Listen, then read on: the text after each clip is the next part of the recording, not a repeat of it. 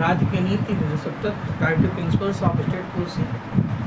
FD मतलब होता है फंडामेंटल ड्यूटी। इन तीनों में क्या अंतर है, क्या सिमिलरिटी है, तो आप अपनी कॉपी में एक चार्ट बनाइएगा।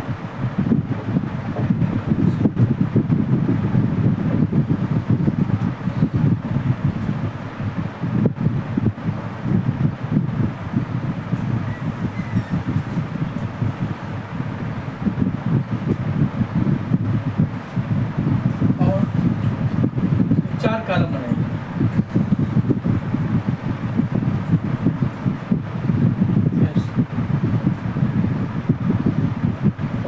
यहाँ पे लिखेंगे तथ्य, फैक्ट या फीचर, विशेषता। यहाँ लिखेंगे फंडामेंटल राइट्स यानी मूल अधिकार।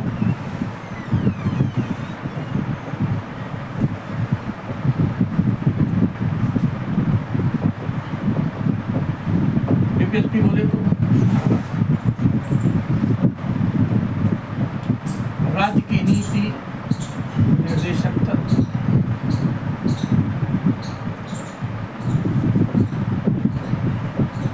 तीसरा है एफडी,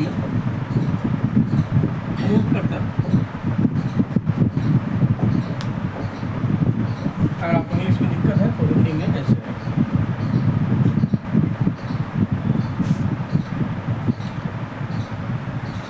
ठीक है,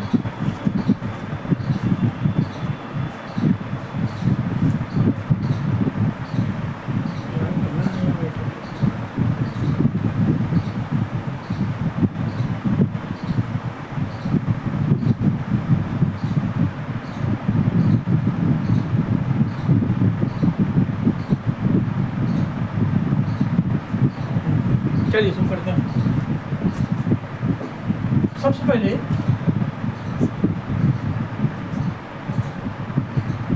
क्या है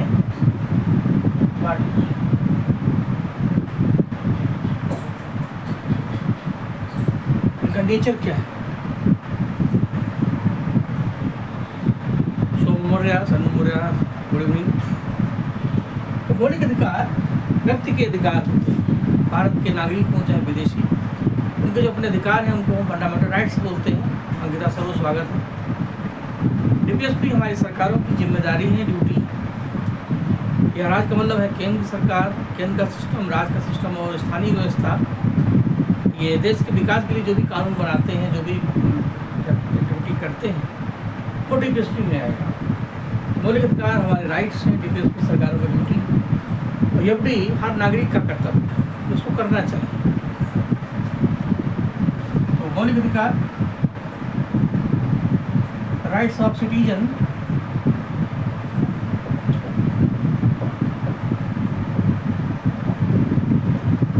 डीपीएसपी राज्य की कर्तव्य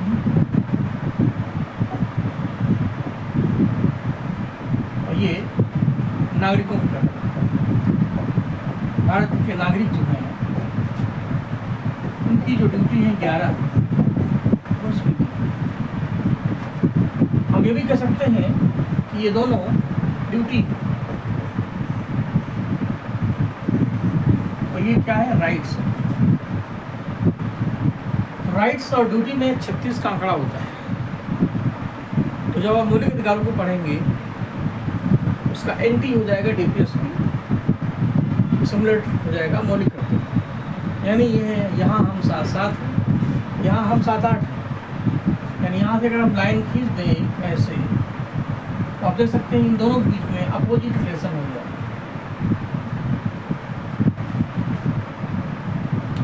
और अंतर ये है कि डीपीएसपी सरकारों की कर्तव्य, मौलिक कर्तव्य नागरिकों की कर्तव्य। ठीक है, चलिए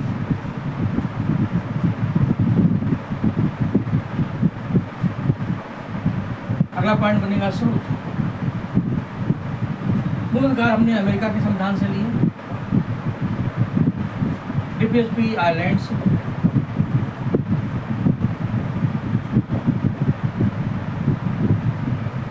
और मौलिक कर्तव्य रूस के संविधान से बाद में जोड़े गए 42वें संविधान संशोधन में। इसको हम अलग से पढ़ाएंगे कल। संविधान के इस भाग में इसको रखा गया है, भाग 3 में ये है, 4 में ये है, 4A में ये है।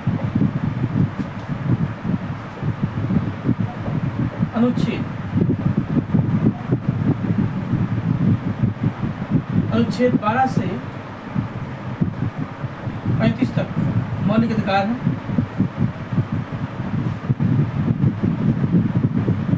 36 से 51 तक DPSP, 51A नया आर्टिकल जोड़ा गया मौलिक कर्तव्य के लिए।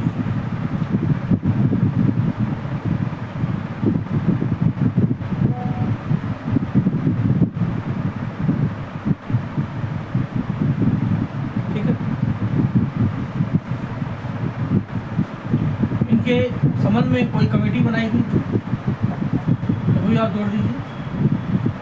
सरदार वल्लभ भाई पटेल के नाम से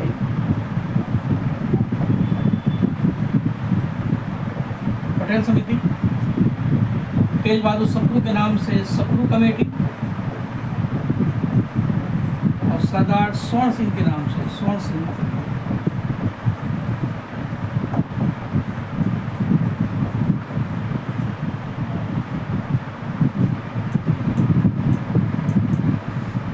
हजारे जी का स्वागत है पूरे पे।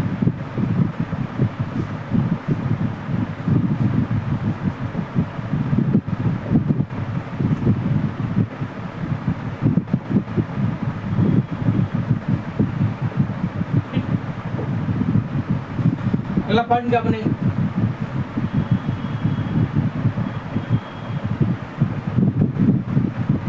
अगला पॉइंट बनेगा इनका क्षेत्र क्या है। मौलिक अधिकार हर व्यक्ति के अपने फंडामेंटल राइट्स हैं। किसी पौधे को आप गमले में लगाते हैं, उसके विकास के लिए जितनी प्राकृतिक आवश्यकताओं की जरूरत पड़ती है, जैसे धूप, हवा, पानी, पोषक पदार्थ, जितना उसको चाहिए। अगर पौधा धूप चाहता है तो धूप में रखिए, धूप नहीं चाहता है तो छाया में रखिए, तभी वो अपना ग्रोथ कर पाएगा। संविधान रूपी बगिया के माली हैं डॉक्टर अम्बेडकर, उनकी टीम, हम लोग उसके पौधे हैं। तो हमारे ग्रोथ के लिए हमारे संविधान में आज हमें बहुत सारी आज़ादी मिली जो ब्रिटिश इंडिया में नहीं थी। हमें बोलने का अधिकार नहीं था, हमें रहने का अधिकार नहीं था, हम दास थे, गुलाम थे, अपने ही घर में बेघर हो गए। तो आज हमें है बोलने की आज़ादी अनुच्छेद 19 के अनुसार। आज हमें जीवन जीने का अधिकार है, मैं चाहे ये करूँ, मैं चाहे वो करूँ, मेरी मर्जी। आर्टिकल 21 के अनुसार ब्रिटिश इंडिया में एक कानून बना था, रॉलेट एक्ट। कोई अपील नहीं, कोई वकील नहीं, कोई दलील नहीं। आज संविधान का अनुच्छेद 22 हमें गिरफ्तारी से संरक्षण देता है। अगर जाने जाने कोई हमें गिरफ्तार कर लेता है तो हमें 24 घंटे के अंदर मजिस्ट्रेट के सामने उपस्थित होने का मौलिक अधिकार है, अपील भी करने का अधिकार है, वकील भी करने का अधिकार है, और दलील भी देने का अधिकार है। मौलिक अधिकार आपके अपने अधिकार है। तो जागो ग्राहक जागो, जागो नागरिक जागो। लोकसभा का इलेक्शन चल रहा है और 1 जून को 7वां चरण पूरा हो जाएगा। आप इलेक्शन में वोट डालते हैं, आपने डालते हुए देखा होगा, वोट डालना भी आपका मौलिक अधिकार है। व्यक्ति की स्वतंत्रता में अनुच्छेद 19A में ये आता है। आप किसको अपना उम्मीदवार चुनते हैं, ये आपकी इच्छा है, चुने या नोटा। तो व्यक्ति की स्वतंत्रता में बोलने का अधिकार 19A आता है। मौलिक अधिकार के बिना हम वैसे अधूरे हैं जैसे बिना प्राणवायु के शरीर, बिना विद्युत के पंखा, बिना लाइट के कोई घर। ये हमारी अपनी जरूरत है। संविधान में 7 प्रकार के मौलिक अधिकार थे या 6 प्रकार के। आपका क्या काम है? किताबों में ढेर सारा डिटेल है, हमारा काम है शॉर्ट तरीके से चीज़ों को समझा देना। किस तरीके से क्वेश्चन आएंगे ये तरीका सिखा देना। बाकी प्रोसेंट पढ़ो चाहे वीडियोसू पढ़ो, सब में सब कुछ वही दिया है। आप जितने भी मौलिक अधिकार के आर्टिकल हैं, अनुच्छेद हैं, और जो उनके विषय हैं उनसे एक लिंक बना लें। जितने भी 6 प्रकार के मौलिक अधिकार हैं उनका क्लासिफिकेशन कर दें। क्या उनका क्रम होगा?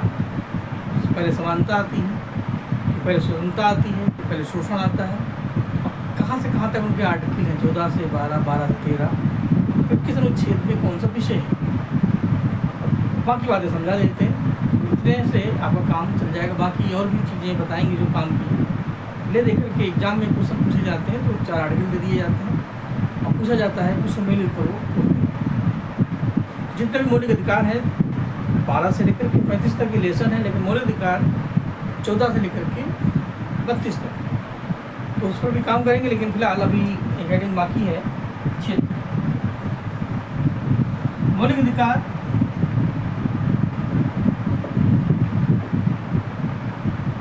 प्राकृतिक यानी नेचुरल और राजनीतिक पॉलिटिकल अधिकार की बात करते हैं। इससे हमारा नेचुरल ग्रोथ होता है और पॉलिटिकल ग्रोथ होता है। चुनाव में खड़े होने का अधिकार आपको मिलता है, मतदान करने का अधिकार आपको मिलता है और हमारी पॉलिटिकल पावर मजबूत होती है। यानी ये प्राकृतिक और राजनीतिक क्षेत्र से संबंधित है। डीपीएसपी देश के आर्थिक और सामाजिक विकास से संबंधित है। हमारी सरकारें जनता के लिए जो योजनाएं बनाती हैं, चाहे नरेगा योजना हो, चाहे सड़क शिक्षा अभियान हो, चाहे मिड डे मील हो, चाहे खाद्य सुरक्षा मिशन हो, चाहे आयुष्मान भारत हो, चाहे उज्ज्वला योजना हो, चाहे दरवाजा बंद करो योजना, ये सारी योजनाएं इसी लेसन में आपको मिलेंगी। जब आप पढ़ेंगे आर्टिकल 36 से 51, तो उसी में आर्टिकल 43 में न्यूनतम मजदूरी है तो नरेगा योजना, आर्टिकल 44 में सबको जैसे एक जैसे कानून मिले तो समान नागरिक संहिता, 45 में बच्चों को शिक्षा मिले तो सर्व शिक्षा अभियान, 46 में कमजोर वर्गों का कल्याण हो तो जनधन योजना, प्रधानमंत्री आवास योजना, 47 में सबका स्वास्थ्य अच्छा हो, ये हमारी सरकार की जिम्मेदारी है। तभी हम सरकार को चुनते हैं। 5 साल केंद्र में, 5 साल राज्य में, अच्छे दिन आएंगे, इसको आप परखते हैं। इसलिए डीपीएसपी हमारी सरकारों के कार्यों का पैरामीटर होता है। तो हेल्थ के लिए आयुष्मान भारत, प्रधानमंत्री जन आरोग्य योजना, ये सारी योजनाएं आप आजकल देख रहे हैं और इससे पहले की सरकारों ने भी लागू की। डीपीएसपी इसलिए इम्पोर्टेंट है। बस अंतर ये है कि इसमें सरकार की ड्यूटी है, वो करे या ना करे उसकी इच्छा, कोई दबाव नहीं है। इसलिए अभी तो और आगे बढ़ाना पड़ेगा। मौलिक कर्तव्य राष्ट्रीय विकास से संबंधित है।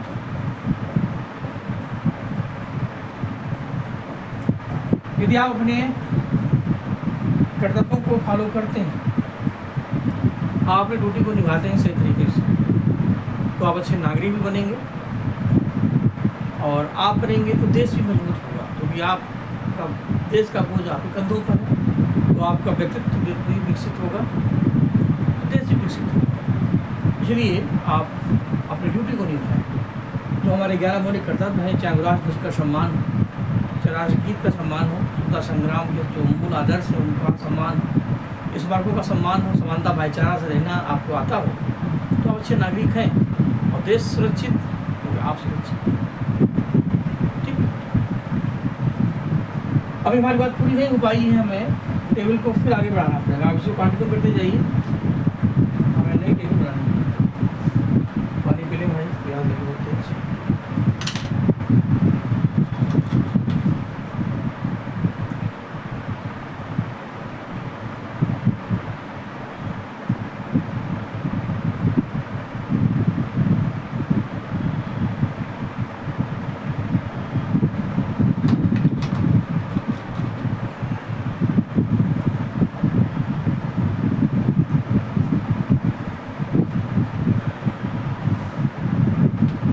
अंसारी जी की तबीयत हमारी सही नहीं है, आपको लग रहा होगा बोलने में काफ़ी दिक्कत हो रही है, वीकनेस बहुत ज़्यादा है, क्योंकि दवाई का थोड़ा इन्फेक्शन हो गया, शरीर में स्किन एलर्जी हो गई और शरीर में ढेर सारे दाने निकल आए। ऊपर से गर्मी की हालत 47-48 डिग्री टेम्परेचर हो गया।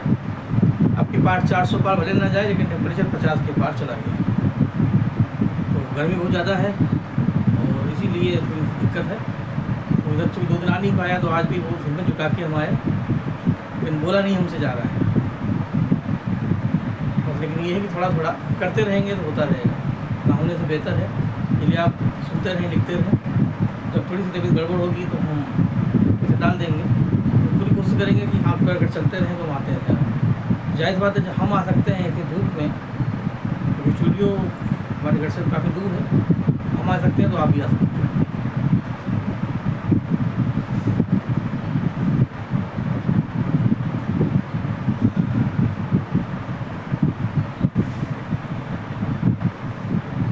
लोग हैं जिनको फर्क नहीं पड़ेगा आए या आना है, क्योंकि उनका पेट भरा हुआ है या भूखे नहीं है, तो उनके लिए क्लास होने का ना होने का मतलब नहीं है। लेकिन जो पढ़ रहे हैं वो पढ़ते हैं।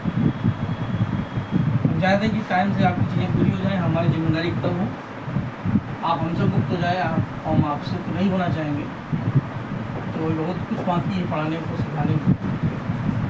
Teaching is life time process. अगर आप अपने प्यास को बनाए रखें, बने रहेगी तो हम भी बने रहेंगे। जिस दिन प्यार खत्म उस दिन हमारे आपके बीच में संबंध ही खत्म। तो प्यास बुझी नहीं चाहिए, किसी मोड़ पर कहीं ना कहीं मिल जाएंगे पूरी दुनिया में।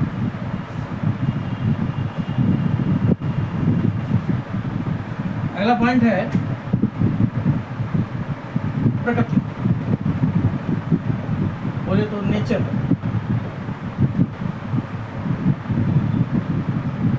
ये लास्ट हेडिंग है। इससे हमने क्या किया, इनको अलग अलग भी पढ़ लिया और इनकी जो कॉमन बातें वो भी पढ़ ली। तो हमें ये अलग अलग पढ़ाना नहीं पड़ेगा, केवल प्रकार ही अलग करना पड़ेगा, थोड़ा जल्दी हो जाएगा।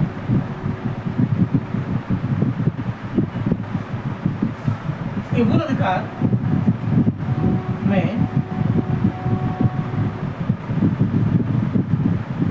ये नकारात्मक होते हैं, यानी ये निगेटिव होंगे, क्योंकि इसमें प्रतिबंध है और सीमाएं हैं। ड्यू टू मेन और कॉसेज, रोक टोक है, ये नहीं करना वो नहीं करना। तो आप इंग्लिश में लिखते हैं सारी जी, तो आप ऐसे लिखिएगा। तो negative nature due to vain और कॉसेज, तो उसे प्रतिबंध होता है।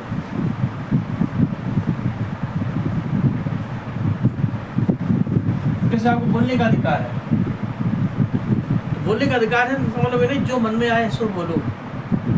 फेसबुक पर, इंस्टाग्राम पर, टेलीग्राम पर, व्हाट्सएप पर आपको वही मैसेज, वही वीडियो फॉरवर्ड करने हैं जो देश की अखंडता, एकता, भाईचारा, संप्रभुता, पंथ निरपेक्षता की छवि को खराब न करें। ऐसी आपकी छोटी रिपोर्ट से भारत दंगे बढ़ सकते हैं। इतना सेंसिटिव भारत है, चाहे इतने धर्म जातियाँ एक साथ रहती हैं, तो आपकी जिम्मेदारी है परिवार में जैसे हम लोग रहते हैं साथ साथ, सबको एक साथ लेके चलना है।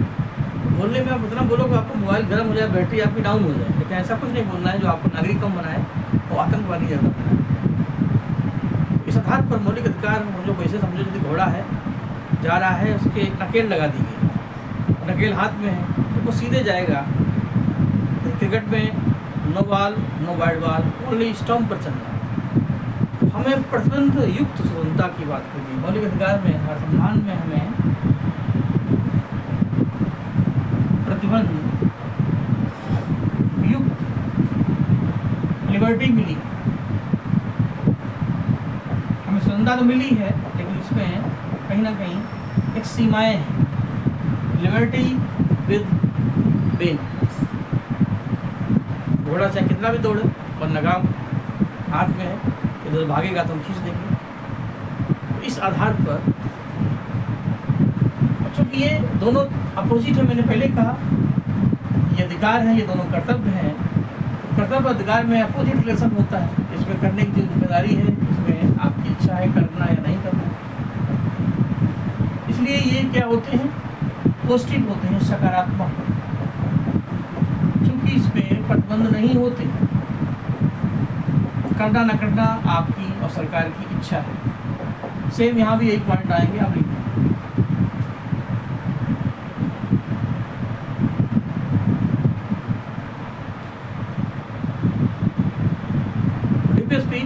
पॉजिटिव होते हैं, क्योंकि इसमें कोई बैन नहीं होता।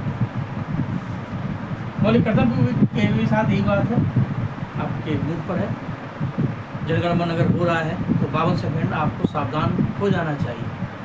एक अच्छे नागरिक की पहचान है, लेकिन आप 52 मिनट सावधान ना होकर के कंगे से बाल सही करना, सीधे चले जाना, उछल कूद बचाना, तो इससे कोई फर्क नहीं पड़ता। लेकिन लोग कहेंगे यार अजीब आदमी भारत का नागरिक है, भारत के लिए 52 सेकंड नहीं निकाल पाते। लेकिन हमारे अधिकारों का अगर मजाक होता है, हमें बोलने के अधिकार से अगर रोका जाता है, तो अधिकार है तो वहाँ उसकी सुरक्षा भी है। अधिकार है उसकी सुरक्षा है।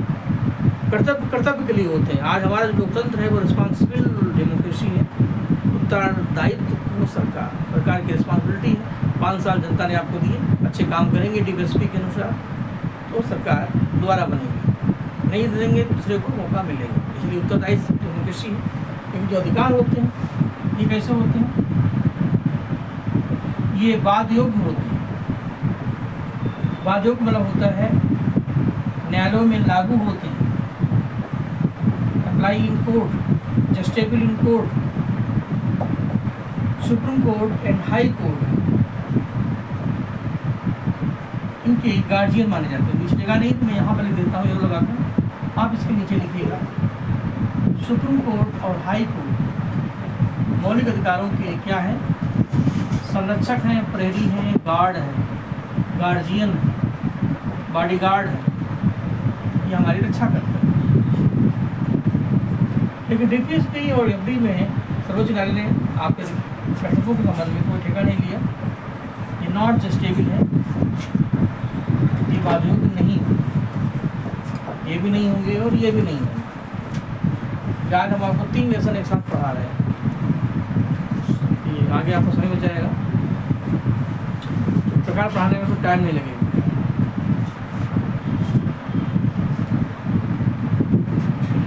मूल अधिकार निगेटिव हो क्योंकि उसमें प्रतिबंध होते हैं, क्या करना है क्या नहीं करना। मैंने एग्जाम्पल आपको दिया, आपको घूमने का अधिकार है तो जहाँ चाहे मन आप घूमो, इसका मतलब थोड़ी कि जहाँ राष्ट्रपति भवन में आप चले जाओ। आपको पूरे भारत में भ्रमण का अधिकार है, लेकिन इसका मतलब नहीं टिकट देना छोड़ दो। बोलने का अधिकार इसका मतलब नहीं जो मन में आए वो फजूल वो सब बोलो। डीपीएसपी तो आप क्वेश्चन ऐसे बनेंगे, निम्नलिखित कथनों पर ध्यान दें। डीपीएसपी के बारे में निम्नलिखित कथनों पर ध्यान दें। ये आयरलैंड से लिए गए, इनका ये स्रोत है, ये न्याय योग्य होते हैं, ये सकारात्मक होते हैं, इनमें प्रतिबंध होते हैं नहीं होते हैं। तो आप रटेंगे तो गए, आप थोड़ा समझ के पढ़ेंगे तो अपने आप भी तैयार हो जाएंगे। तो कॉन्स्टिट्यूशन में बहुत कुछ समझने को है, क्योंकि ये कॉन्सेप्ट के विषय तुलनात्मक के लिए हम चाहते हैं कि एक के साथ दो जोड़ते चलें। इस वही चीज़ आपको इसमें भी मिलेगी, उसमें मिलेगी, उसमें मिलेगी। ठीक है, बाकी लोग सारी चीज़ लगे हुए हैं कमेंट में, बाकी अनिता सरोज बाकी लोग भी साइलेंट मोड पे आ गए।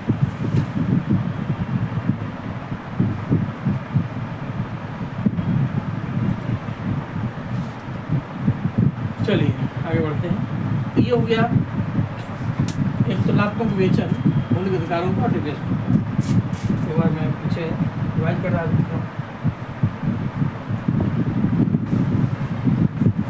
मौलिक अधिकार व्यक्ति के अधिकार हैं। डीपीएसपी और एफडी नागरिकों के राज्य के कर्तव्य। स्रोत में आयरलैंड, अमेरिका और रूस, भाग 3, 4, 4, 6, 12, 35, 36, 51 और 51A। समिति, पटेल कमेटी, सप्रू कमेटी, सोन सिंह कमेटी। अपने हिसाब से अंडरलाइन कर दीजिए और जो चीज़ें याद रखने वाली इनको हाईलाइट कर दीजिएगा।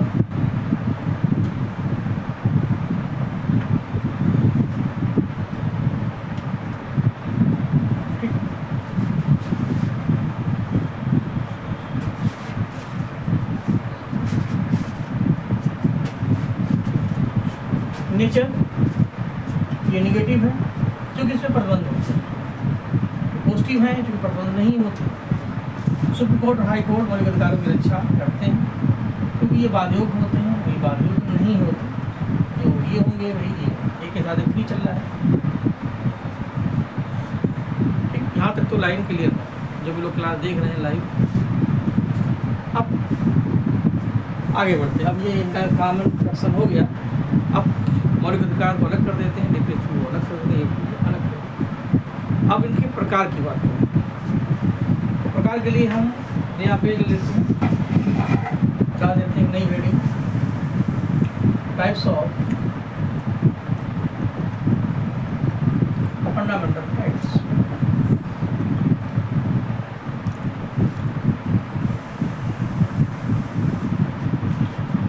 और दो हिस्सों में डिवाइड कर देते हैं समय बचाने के लिए।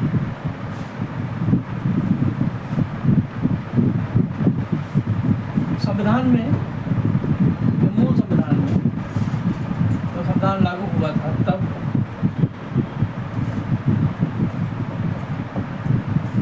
और वर्तमान में करंट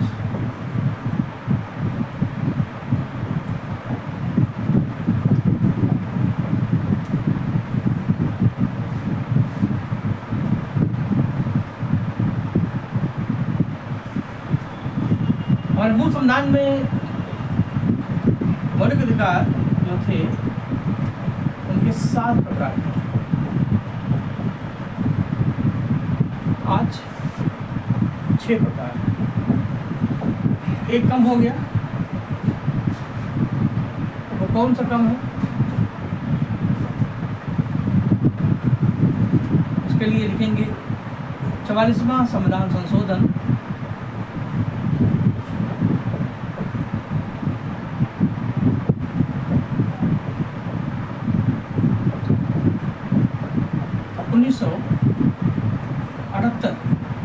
के द्वारा संपत्ति का अधिकार, राइट टू प्रॉपर्टी, जो एक मौलिक अधिकार था, इसका आर्टिकल था, अनुच्छेद था 31। ये एक विधिक अधिकार बना। मौलिक अधिकार से इसको हटाकर के संविधान के भाग 12 में रखा गया। और अलग से मैं लिख देता हूँ, संपत्ति का अधिकार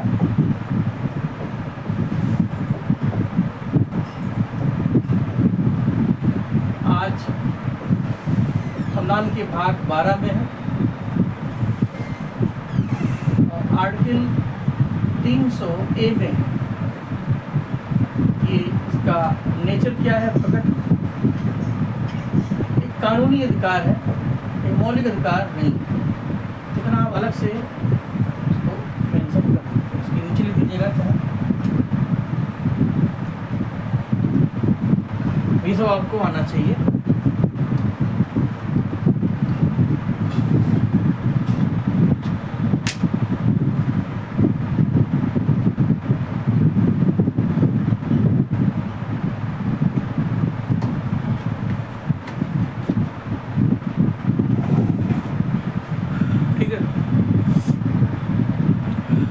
संविधान संशोधन के आधार पर संपत्ति का अधिकार आज कानूनी अधिकार।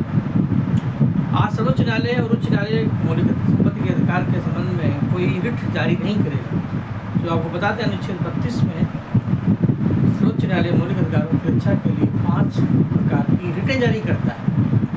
तो ये वो 5 हथियार हैं जिसके आधार पर मौलिक अधिकारों की रक्षा होती है, जैसे बंदी प्रकटीकरण, परमादेश, अधिकार रक्षा, उपेक्षा। कल तक शायद आ जाए। तो इस तरीके से आज बचते हैं केवल 6। और इसमें एक काम और हुआ, अभी आगे बताएंगे। 44वें संविधान संशोधन में अनुच्छेद 19 में भारत के नागरिकों को 7 स्वतंत्रताएं दी, उसमें से संपत्ति रखने का अधिकार भी हटा दिया गया। 44वें संविधान संशोधन में 2 काम हुए, आर्टिकल 31 भी हटा और आर्टिकल 19(1)(4) भी हटा दिया। वो आगे आ जाएगा। राजेश कुमार का स्वागत है।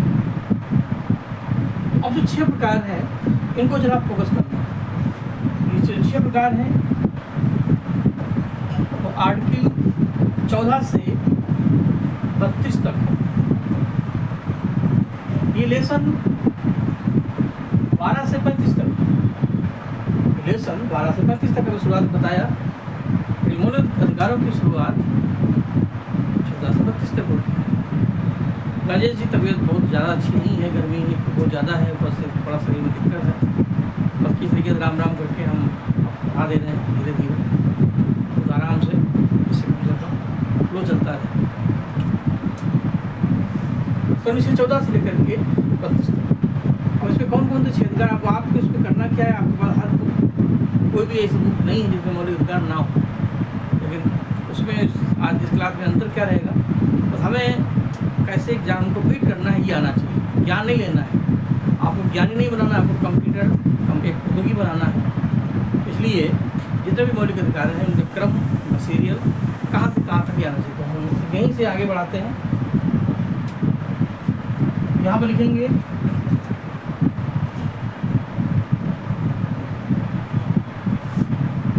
मौलिक अधिकार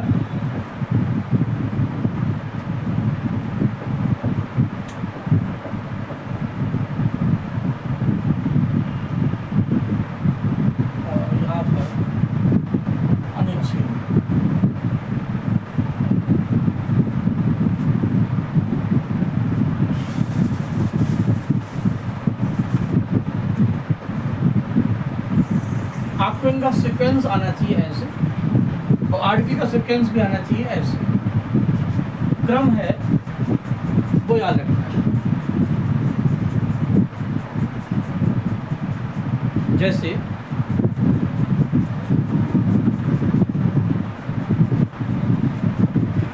रेस्ट तो करना जरूरी है, 2 दिन रेस्ट ही हो गया। ज़्यादा रेस्ट करेंगे तो थोड़े बहुत आपके हमारे बीच संबंध हैं ये भी खत्म हो जाएंगे। क्योंकि 2-3 क्लास अगर नहीं हो पाती है तो आपका वाचिंग व्यू, आपके आने की गुंजाइश कम हो जाती है। देखिए जो लोग देख रहे हैं, आप भी देख रहे हैं, तो आने ना आने को फर्क नहीं पड़ रहा है। ये फिर भी पूरी I try my best, you try your best,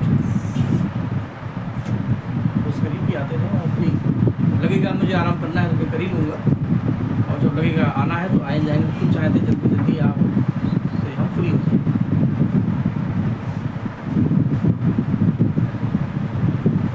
सबसे पहले बात करते हैं समानता की।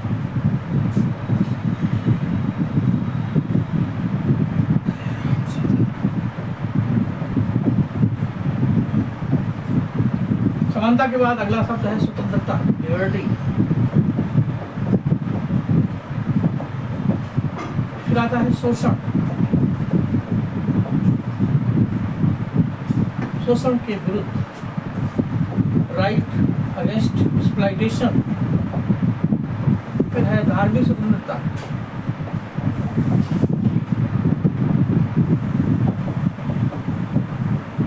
का अधिकार।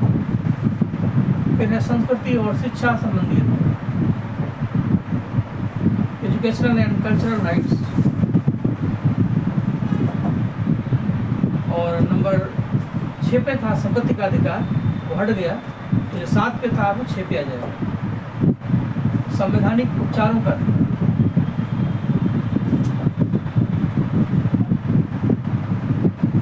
कॉन्स्टिट्यूशनल रिमेंडिंग पावर, इंग्लिश में right to equality, liberty, right against exploitation, religious liberty, cultural and education rights और कॉन्स्टिट्यूशनल रिमेंडिंग पावर। इनका क्रम ये होगा। अब एक क्वेश्चन बनाया है ऐसे, यहाँ पे लिखते हैं शोषण, समानता, स्वतंत्रता और उपचार। ऑप्शन है ABC। पूछा जा रहा है भारत के संविधान में नागरिकों को प्रदत्त दिए गए मौलिक अधिकारों का सही क्रम क्या होगा। आपका समय शुरू होगा अब। तो हमें पता होना चाहिए, पहले है समानता, फिर है स्वतंत्रता, फिर है शोषण, फिर है धर्म, संस्कृति और अंत में उपचार आता है। तो इस आधार पर सबसे पहले इसका आंसर होगा समानता 2, स्वतंत्रता 3, शोषण 1, 4। आंसर ए से। और इस तरीके से क्वेश्चन बनेंगे, पेपर बनाया जाएगा। अब ये कहाँ से कहाँ तक है आइए देख लेते हैं। ये तो आपको मैंने समझाने के लिए बताया था, इसलिए बता देते हैं। अब इनकी रेंज कहाँ से बात है। सारे मौलिक अधिकार चूंकि 14 से 32 तक हैं, तो समानता की बात है 14 से 18, स्वतंत्रता की 19 से 22, शोषण के विरुद्ध 23 और 24, धार्मिक स्वतंत्रता 25 से 28, संस्कृति और शिक्षा 29 और 30, और संवैधानिक उपचार होगा 32, क्योंकि 31 जो है ब्लैंक है, संपत्ति का अधिकार हट गया। अब आपको ये भी आना चाहिए कि इनकी रेंज कहाँ से कहाँ तक। ऑप्शन दिए होंगे, समानता का अधिकार है 14 से 17, 15 से 22, 14 से 18, 14 से 17। चीज़ें सरल भी नहीं तो कठिन भी नहीं, बेसिक चीज़ें अगर हमें नहीं पता है तो सारी पढ़ाई लिखाई एक तरफ हो जाती है। और अब इसमें किस आर्टिकल में कौन कौन सा विषय है, तो ये तो हम आज तो हमको नहीं लगता हम पढ़ा पाएंगे, कल यहीं से शुरू करेंगे।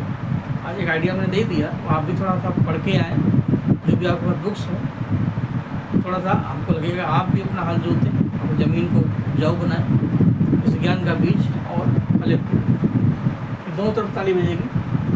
14 से 18 में अब इसमें क्या क्या मैं अभी ओवरऑल आपको बता दूंगा, लेकिन समानता की बात करेंगे 14 से 18 तक, समानता की बात करेंगे 19 से 22 तक। तो सन एक इस तरीके से बनेगा। इसका सैंपल अगर हम दें,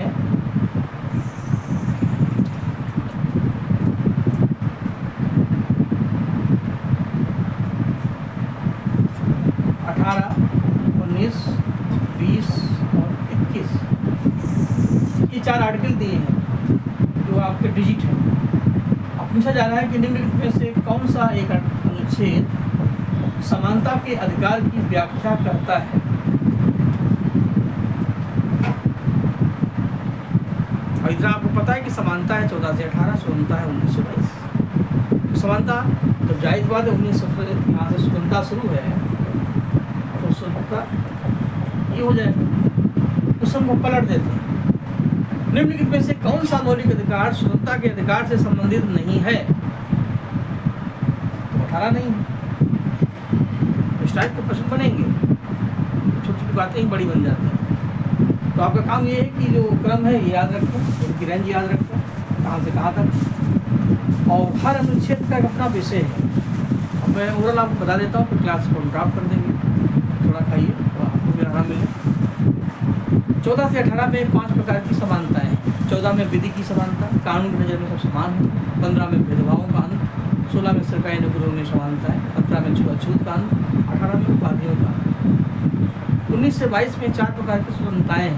19 में 6 मौलिक स्वतंत्रताएँ, उसमें कौन सी बोलने की है, कौन सी रहने की है, कल बता दें। 20 में अपराधों के संबंध में सुरक्षा, आपसे जाने को अपराध हो जाता है तो उसका सुरक्षा। 21 में जीवन जीने का अधिकार, 22 में गिरफ्तारी से सुरक्षा। 23 और 24 में शोषण की बात है, 23 में मानव श्रम, 24 में बाल श्रम। 25 से 28 में धार्मिक स्वतंत्रता है। तो धार्मिक स्वतंत्रता में क्या क्या आएगा? 25 में धर्म को अपनाना और चलाना, हर भारतीय किसी धर्म को अपना सकता है, उसका प्रचार। 26 में धर्म के नाम से प्रबंधन करना, धार्मिक संस्थाओं को बढ़ाना। 27 के नाम से धार्मिक कर पर प्रतिबंध, 28 के नाम से धार्मिक शिक्षण संस्थाओं पर में धार्मिक शिक्षा पर प्रतिबंध। 29 और 30 में संस्कृति और शिक्षा की बात है, संस्कृति 29 में है, और अल्पसंख्यक वर्गों को शिक्षण संस्थाओं की स्थापना का अधिकार 30 में। 32 में उपचार।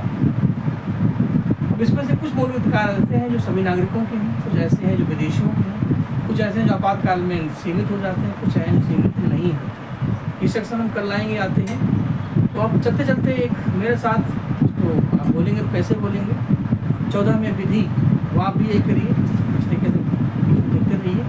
14 में विधि, 15 में भेदभाव, 16 में सरकारी नौकरियां, आरक्षण, 17 में छुआछूत, 18 में उपाधि, 19 में स्वतंत्रताएँ, 20 में अपराध, 21 में जीवन, 22 में गिरफ्तारी, 23 में मानव श्रम, 24 में बाल श्रम, 25 में धर्म को अपनाना, 26 में चलाना, 27 में करना देना, 28 में शिक्षा और प्रतिबंध, 29 में संस्कृति है, 30 में अल्पसंख्यक वर्ग और शिक्षण संस्थाएँ हैं, 32 में उपचार है। इतने ही मौलिक अधिकार हैं। एक बार फिर हम पाठ चलते हैं। 14 से 18 में 14 में विधि, 15 में भेदभाव, 16 में सरकारी आरक्षण नौकरियों में, 17 में छुआछूत, 18 में उपाधियाँ, 19 में 6 स्वतंत्रताएँ हैं, 20 में अपराध के संबंध में, 21 में जीवन जीने के संबंध में, 22 में गिरफ्तारी के संबंध में, 23 में मानव श्रम की बात है, 24 में बाल श्रम की बात है, 25 से 28 में धार्मिक स्वतंत्रता पंथ निरपेक्षता की बात है, 29 में संस्कृति है, 30 में शिक्षा है, 32 में उपचार है। इतने ही मूल अधिकार हैं। जैसे आपने संविधान के भाग और सूचियाँ पढ़े थे, बिल्कुल वैसे। भाग 1 में राज्य है, 2 में नागरिकता है, 3 में मूल अधिकार है, 4 में ये है, 5 में वो। इस तरीके से बीच बीच में हनुमान चालीसा या जैसे आप जो कुछ पढ़ते हैं तो रिवाइज करते हैं। इतना अगर आपने कर लिया तो किस आर्टिकल का क्या विषय है वो आपको आ जाएगा। जैसे डिटेल्स भी आप पढ़ेंगे तो जहाँ धुआं है वहाँ आग है, जहाँ शिक्षा है वहाँ 45 है। तो प्राथमिक शिक्षा 45 में आती है, शिक्षा की हर योजना 45 में आएगी। जहाँ स्वास्थ्य है वहाँ 47 है, चाहे वो प्रधानमंत्री जन औषधि केंद्र हो, चाहे आयुष्मान भारत हो। तो इस तरीके से एक लिंक बनाना सीखें। तो आपका काम आज है, आपका होमवर्क समझिए, जो भी लोग क्लास में ऑनलाइन ऑफलाइन है, कल कुछ घंटे बाद हम फिर आपसे मिलेंगे। तो हम उम्मीद करेंगे एक बार आप लेसन को पढ़ जरूर लेंगे अपनी तरफ से, जिससे टाइम से ही पूरा हो जाए। इन्हीं सारी बातों के साथ मिलते हैं कल। तब तक धन्यवाद। जय हिंद।